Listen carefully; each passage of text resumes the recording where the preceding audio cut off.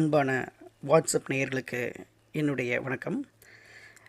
இன்று சிறுகதை தொகுப்புகளிலிருந்து சில கதைகளை பார்ப்பதற்கு பதிலாக இன்று வாட்ஸ்அப்பில் வந்திருக்கக்கூடிய ஒரு நிகழ்வை காண்போம்.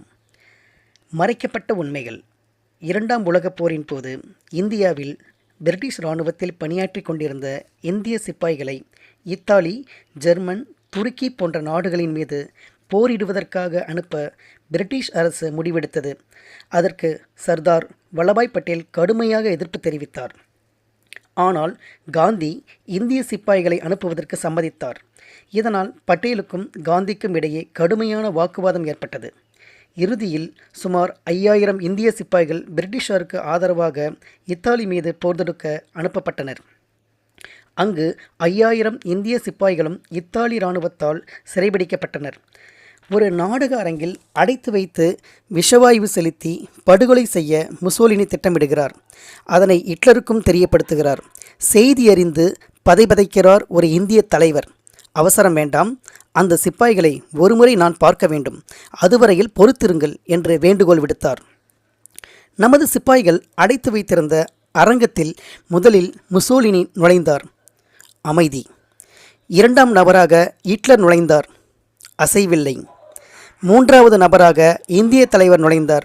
அவரை பார்த்ததும் 5000 இந்திய சிப்பாய்களும் வீறு கொண்டு எழுந்து உணர்ச்சி பிளம்பாக மாறி நேதாஜி ஜிந்தாபாத் என்று எழுப்பிய கோஷம் அரங்கமே அதிர்ந்தது.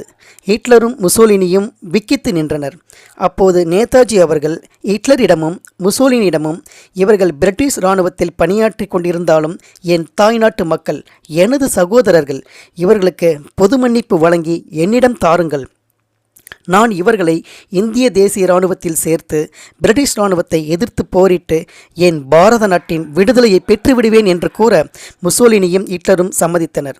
5000 வீரர்களும் இந்திய தேசிய இராணுவத்தில் இணைந்த செய்தியை சர்வதேச ரேடியோவில் அறிவிக்கிறார் நேதாஜி. இந்த செய்தியை கேட்ட இங்கிலாந்துக்கு நடுக்கம் ஏற்படுகிறது. பிரிட்டிஷ் பாராளுமன்றம் அவசரமாக கூடி விவாதித்தது.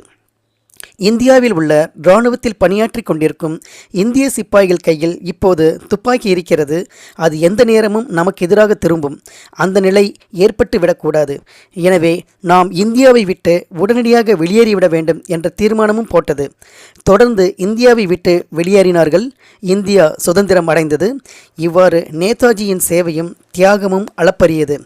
அவரது வாழ்க்கையாளர்களும் ஏன் மரணம் உட்பட மறைக்கப்பட்ட உண்மைகள் ஏராளம். அன்று 5000 இராணுவ வீரர்கள் போட்ட கோஷம்தான் நமக்கு சுதந்திரம் வாங்கி தந்தது என்றால் மிகையல்ல.